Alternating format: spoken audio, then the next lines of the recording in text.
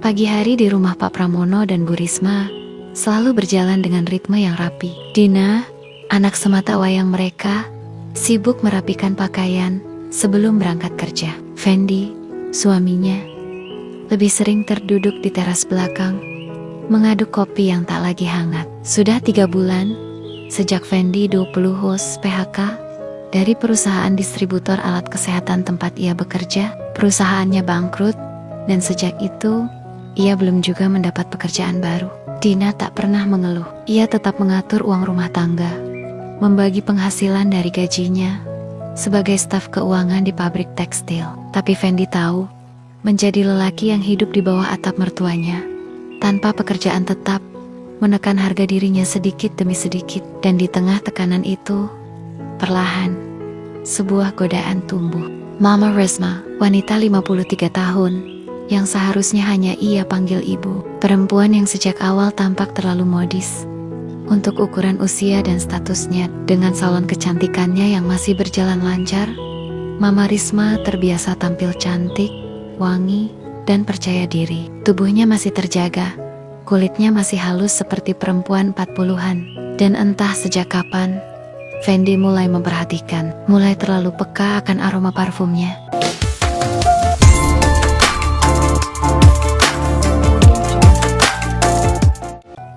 Cara dia menyisir rambutnya, potongan rok yang selalu di atas lutut, tertawa yang kadang terdengar terlalu manja untuk seorang mertua.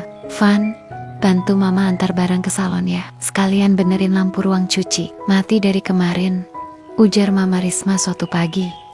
Fendi tak bisa menolak. Mama Risma bicara dengan lembut, tapi tegas. Dan ia juga tahu, sejak dirinya menganggur, mertuanya itu seperti punya kendali lebih terhadap hidupnya. Sesekali, Mama Risma memberinya uang untuk rokok, untuk isi bensin, atau sekadar biar kamu gak malu kalau ketemu teman. Hari itu, mereka berangkat berdua. Mobil keluarga berjalan, menembus panas kota selama 2 jam, menuju salon yang berdiri di deretan ruko. Sepanjang jalan, mereka bicara biasa, tentang harga bahan salon, tentang kabar Pak Pramono, yang jarang pulang, karena sibuk di kandang ayam. Mama Risma mengenakan rok pensil coklat muda yang ketat, dan blus putih lengan pendek. Parfum bunga mawar samar mengisi ruang mobil. Beberapa kali Fendi mencuri pandang ke pahanya, yang bersilang santai. Dagingnya padat, tidak kendur, dan kulitnya tampak halus. Ia cepat-cepat mengalihkan pandangan. Setiap kali tatapan mereka hampir ketahuan. Salon tutup pukul 5. Karyawan sudah pulang. Fendi masih di lantai 2, tempat ruang istirahat, menunggu Mama Risma birs-birs di bawah. Ketika akhirnya Mama naik, ia membawa 2 botol teh dingin dan 1 handuk kecil. Panas, ya, katanya. Kamu nunggu dari tadi. Keringatan begitu. Fendi tersenyum canggung. Mau Mama keramasin sekalian? Krimbes juga. Lumayan, biar rileks. Kamu tegang terus dari kemarin. Awalnya Fendi ragu, tapi akhirnya duduk di kursi putar, membiarkan Mama Risma menyiramkan air ke rambutnya, mengoles krim, lalu memijat kulit kepalanya dengan gerakan yang lembut. Dan perlahan-lahan menggoda yari-yari Mama Risma seperti punya bahasa sendiri. Membelai, menekan, menyusup dengan gerakan yang bukan sekadar merilekskan. Suasana jadi sunyi, hanya suara AC dan nafas mereka yang mengisi ruang kecil itu. Saat Mama bergerak ke samping, lengan Fendi tak sengaja menyentuh pahanya. Kulit bertemu kulit, lembut, hangat. Mama Risma diam sejenak, lalu menoleh ke bawah. Kenapa Van? Nyenggol-nyenggol? Fendi menelan ludah. Maaf Ma, gak sengaja. Mama Risma tidak menjauh, senyumannya tipis, hampir seperti bisikan. Sengaja juga gak apa-apa kok. Suaranya rendah, nyaris bergetar. Mama gak keberatan kalau kamu mau. Mama bisa tutup pintu depan dulu, telepon rumah, bilang kita pulangnya telat. Kamu tunggu di atas ya. Fendi hanya memandangi matanya, dan detik berikutnya Mama berjalan ke bawah, menutup rolling door salon, lalu mengunci pintu. Lantai 2 menjadi sunyi kembali. Tapi bukan sunyi biasa, ada ketegangan yang menggantung, seperti udara yang terlalu penuh listrik. Saat Mama Risma kembali, ia menatap Fendi lama, tanpa kata, Ia melepas baju kerjanya, menyisakan tank top hitam tipis. Nafas Fendi memburu. Mama Risma melangkah pelan, duduk di pangkuan Fendi, tangan di lehernya. Ciuman pertama mereka adalah pelan dan menyesakkan, bukan karena rasa bersalah, melainkan karena kedalaman yang tidak pernah mereka rencanakan. Tubuh Mama Risma melekat padanya, dan saat tangan Fendi menyusuri pinggangnya, tidak ada penolakan, hanya bisikan-bisikan kecil yang terdengar seperti helaan lega. Mereka tidak bicara, hanya tubuh yang saling menjawab. Sejak malam itu, waktu terasa berjalan dengan irama yang berbeda.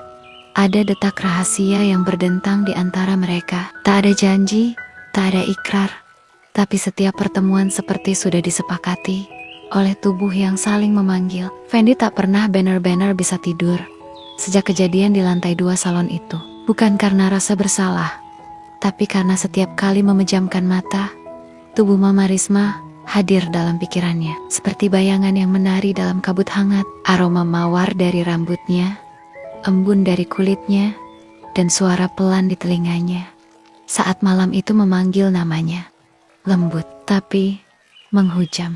Dan Mama Risma, ia juga berubah. Senyumnya tak lagi sekadar senyum mertua, sentuhannya tak lagi netral. Ketika menyentuh lengan Fendi untuk menyerahkan kunci mobil, jemarinya tinggal lebih lama dari yang seharusnya. Tatapannya sering berlama-lama sebelum berpaling. Dan ketika berbicara, nada suaranya seperti berbisik pada tubuh Fendi, bukan hanya telinganya. Mereka mulai mencuri waktu. Kadang hanya 5 menit di dapur saat rumah sedang sepi. Pelukan cepat, ciuman di balik pintu kulkas. Kadang 1 jam di salon yang tutup lebih awal. Kadang hanya suara lirih lewat pesan suara saat tengah malam, ketika Dina sudah terlelap. Suatu sore, setelah mengantar belanjaan salon, mereka kembali ke tempat yang sama. Di lantai 2, ruang istirahat kecil yang kini menyimpan banyak kenangan. Fendi duduk di sofa, tubuhnya lelah, tapi hatinya gelisah. Mama Risma baru saja mandi, rambutnya masih basah, tubuhnya hanya diselimuti kimono satin yang mengeluarkan aroma segar. Capek, ya? Tanyanya sambil menuangkan teh dingin. Fendi mengangguk, tapi capeknya beda. Kalau pulang ke sini, malah seperti lupa semuanya. Mama tersenyum samar. Kamu tahu kenapa Mama senang kamu ikut ke salon? Fendi menatap matanya dalam. Kenapa? Karena di sini Mama bisa jadi perempuan lagi. Bukan istri dari Pak Pramono, bukan ibu dari Dina, bukan pemilik salon, tapi perempuan yang ingin disentuh, dirindukan. Ia duduk di samping Fendi, tangan kirinya menelusuri dada Fendi yang basah oleh keringat. Dan kamu selalu membuat Mama merasa begitu. Fendi menariknya pelan. Ciuman mereka kali ini lebih dalam, lebih pelan, seolah mereka sedang membaca puisi yang tak boleh diucapkan keras-keras. Mama Risma berguling ke atas tubuh Fendi, dan tangan mereka menjelajahi satu sama lain dengan kesabaran yang menyesakkan. Bukan sekadar nafsu, tapi hasrat yang sudah lama menunggu ruangnya sendiri. Kimono itu melorot perlahan. Napas mereka berpadu, tubuh Fendi menyusup di antara helaan Mama Risma. Tidak ada suara, selain derit sofa tua dan bisikan kecil. Jangan berhenti. Dan malam itu, mereka sekali lagi menenggelamkan diri dalam pelukan yang tidak pernah dijanjikan siapa-siapa. Hubungan mereka berkembang menjadi ritual yang tak pernah dibicarakan. Setiap kali Fendi mengantar Mama ke salon, seolah ada bagian tubuh mereka yang sudah saling memanggil sejak di mobil. Kadang di ruang cuci salon, di balik sekat tirai mandi. Kadang di kursi krimbes saat semua sudah pulang. Mama Risma akan duduk di pangkuan Fendi, menggeliat pelan, dan menghela napas panjang, seperti sedang membebaskan seluruh beban usia. Di rumah, mereka belajar menjadi aktor terbaik. Di depan Dina dan Pak Pramono, Fendi tetap menantu yang sopan. Mama Risma tetap ibu yang keibuan. Tapi di balik dapur, dalam pelukan cepat yang mencuri waktu, mereka menjadi 2 tubuh yang tidak bisa melepaskan satu sama lain. Suatu malam, Dina tertidur lebih awal. Fendi keluar ke balkon belakang rumah, membawa ponsel dan sebatang rokok. Tak lama, ponselnya bergetar. Nama Mama Risma muncul. Video call Udah tidur? Tanya Mama Risma, mengenakan daster tipis dan kacamata baca. Baru aja. Kamu nggak bisa tidur. Suaranya lirih. Kepikiran kamu terus? Fendi tertawa kecil. Bahaya kalau ngomong gitu, Ma. Mama menyandarkan dagunya di punggung tangan. Wajahnya setengah mengantuk. Tahu nggak? Tadi Mama masuk ke kamar sendirian. Terus kebayang waktu kamu peluk Mama dari belakang. Mama jadi, iya tak melanjutkan. Tapi matanya sudah berbicara lebih dari cukup. Jangan bijini, Ma.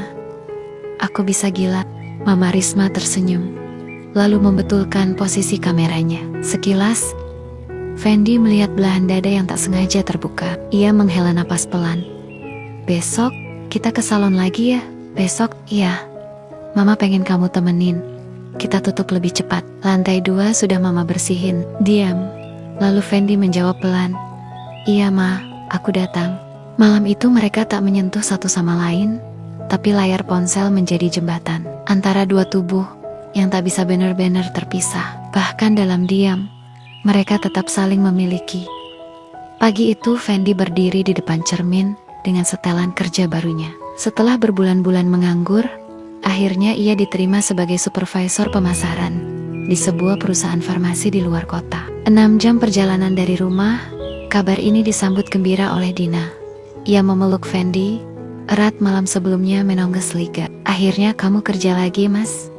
Aku bangga banget, tapi ada satu orang yang tidak ikut tersenyum. Mama Risma berdiri di balkon lantai atas, menatap Fendi yang mengangkat koper ke dalam mobil. Pandangan mereka bertemu sejenak, singkat. Tapi dalam tatapan itu ada suara yang tidak terucap.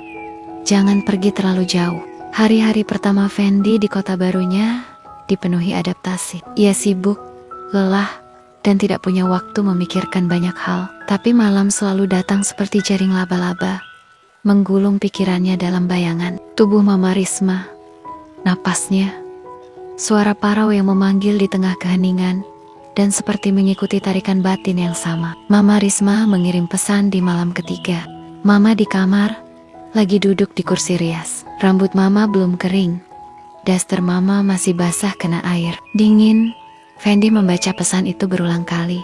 Lalu panggilan video masuk. Gambarnya buram di awal. Lalu wajah Mama Risma muncul. Cahaya kamar hanya dari lampu meja. Ia mengenakan daster biru tua. Kancing atasnya terbuka 2. Apa kabar, Van? Suaranya parau. Gila, Ma. Aku kangen kamu. Mama tersenyum. Tapi matanya kosong. Tempat tidur di sini dingin. Biasanya Mama tidur sambil peluk bantal. Sekarang malah peluk guling. Dan Mama bayangin itu kamu. Fendi duduk di tepi tempat tidur kosannya. Kamu jahat. Kalau kamu di sini, apa yang kamu lakuin sama Mama sekarang? Fendi diam. Kamera bergetar. Nafasnya memburu. Gak usah jawab, bisik Mama. Mama tahu. Dan Mama juga mau. Tak lama, layar gelap. Mama mematikan kamera. Tapi suara napasnya masih tersambung lewat panggilan suara. Mereka terdiam lama, hanya terdengar desir hasrat di antara hembusan napas. Malam itu, Fendi tidur dengan dada bergemuruh. Bukan karena jarak, tapi karena rasa yang tidak bisa ia ceritakan pada siapapun. Sebulan kemudian, Fendi mendapat jatah cuti 2 hari. Ia tidak memberitahu siapa-siapa. Bahkan Dina pun tidak tahu ia akan pulang lebih cepat. Ia hanya menghubungi Mama Risma. Besok pagi aku sampai. Salon tutupin. Jangan kemana-mana. Pesan itu dikirim pukul 2 dini hari. Dan pagi harinya, salon sudah tertutup rapat saat Fendi tiba. Mama Risma membuka pintu dengan mata sembab. Belum mandi, rambut acak-acakan. Tapi saat melihat Fendi, ia langsung memeluk. Erat sekali, seperti menahan seluruh rindu yang menyesakkan dada. Di lantai 2, mereka tak banyak bicara.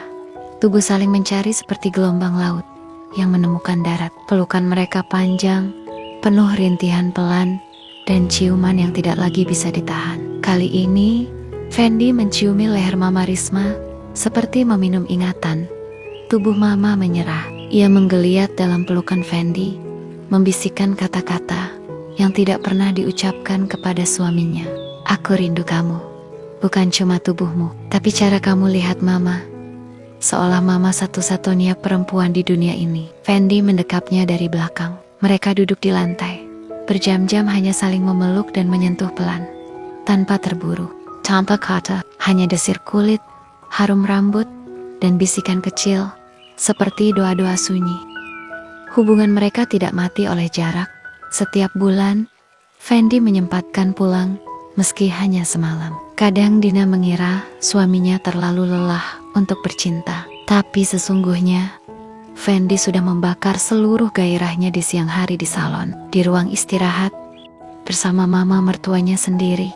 Suatu ketika, mereka bahkan nekat menyewa kamar hotel. Saat Dina pergi dinas luar kota, di dalam kamar yang remang dan wangi linen bersih, mereka bercinta seperti sepasang kekasih muda. Mama Risma menangis setelahnya. Kalau semua ini salah, kenapa rasanya benar, Van? Fendi memeluknya lebih erat. Aku nggak tahu, Ma.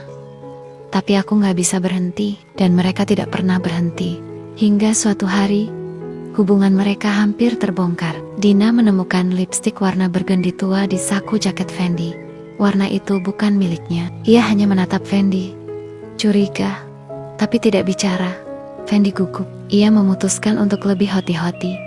Tapi meski risiko makin besar, perasaan mereka justru semakin dalam. Waktu berjalan tanpa pernah menoleh, seperti kereta yang terus melaju, membawa tubuh-tubuh lelah dan hati-hati yang tak sempat berpamitan. Sudah lebih dari setahun sejak pertama kali Fendi dan Mama Risma menyerah pada hasrat mereka. Apa yang dulu terasa salah, kini menjadi candu yang tak bisa mereka lepas. Bukan hanya karena tubuh, tapi karena kebersamaan itu membuat mereka merasa hidup, merasa diinginkan, merasa berarti. Namun tidak ada kisah terlarang yang benar-benar aman. Malam itu, Fendi pulang. Dina menyambutnya dengan pelukan biasa, tapi matanya menyimpan sesuatu yang lain. Ia seperti menyembunyikan luka, namun terlalu sabar untuk memaksa jawaban. Di dalam kamar, saat Fendi membuka tasnya, Dina bertanya pelan, "Mas, kamu masih sayang aku kan?"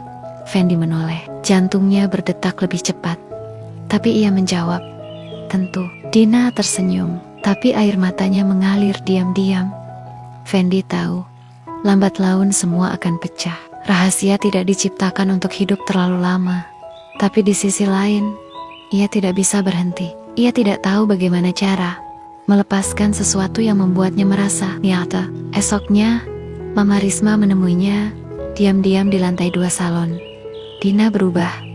"Fon," katanya pelan. Mama takut dia curiga. Fendi mengangguk, menatap jendela dengan mata kosong. "Kita harus mulai berhenti," lanjut Mama Risma, tapi nada suaranya bergetar. "Makin lama, makin sulit. Kalau ini terbongkar, semua hancur." Fendi berjalan mendekat, memeluknya dari belakang. "Aku tahu, Ma, tapi aku juga gak bisa berpura-pura. Mama satu-satunya tempat aku merasa dimengerti. Bahkan Dina pun gak pernah bisa." "Mama juga, Van," bisiknya. "Tapi kita hidup di dunia nyata, bukan mimpi." Tangannya menggenggam jemari Fendi.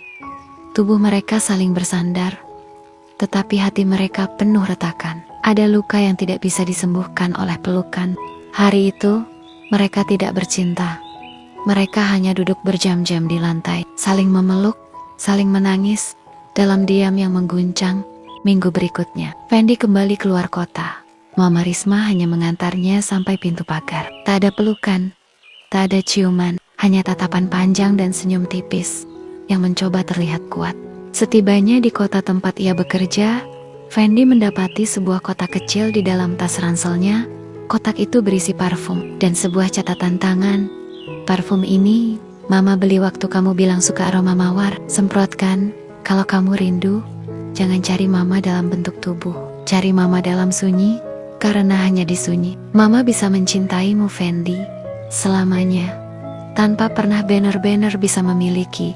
Tangannya gemetar, wajahnya tenggelam di antara lipatan kaos. Parfum itu ia semprotkan ke bantal, lalu memejamkan mata, membiarkan kenangan menyeruak dari balik senyap. Hari-hari berikutnya berjalan biasa. Dina seolah memilih diam, namun lebih sering mengajaknya berbicara hangat. Ia memasak, memijat, bahkan mencoba merayu di tempat tidur. Fendi membalas, tapi jiwanya entah di mana. Sementara itu, Mama Risma tetap membuka salon seperti biasa. Tak ada lagi ajakan untuk ke lantai 2. Tak ada pesan di tengah malam. Namun Fendi tahu, tiap kali ponselnya bergetar pukul 1 pagi, itu pasti Mama yang hanya mengirim satu kata, "Bangun." Kadang Fendi membalas, kadang hanya membacanya dan terdiam. Cinta mereka kini hidup dalam bentuk yang tidak bisa disentuh, dalam pesan, dalam suara, dalam rindu yang tidak pernah selesai. Mereka menjadi dua orang yang saling mencintai, tapi memilih hidup dalam kebohongan demi menjaga kehidupan orang-orang di sekitar mereka tetap utuh.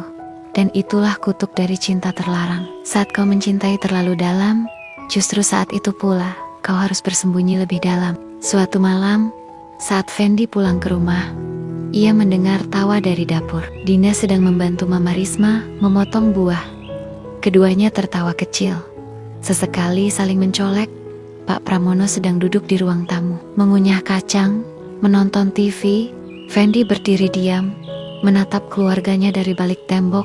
Dan saat itulah ia sadar, ia tidak punya tempat untuk pergi, karena kemanapun ia melangkah, sunyi itu selalu mengikutinya. Dan di balik sunyi itu, ada nama yang terus ia bisikan dalam hati, Risma. Nama yang tidak boleh disebut, namun tak bisa dilupakan. Cerita ini tidak punya akhir, karena mereka masih saling mengirim pesan, masih bertemu diam-diam, masih saling mencintai, dalam bentuk yang tidak bisa dijelaskan, dan mungkin akan terus begitu. Sampai suatu hari nanti, ketika salah satu dari mereka memilih untuk benar-benar pergi, entah karena waktu, entah karena usia, atau karena cinta yang akhirnya menyerah juga.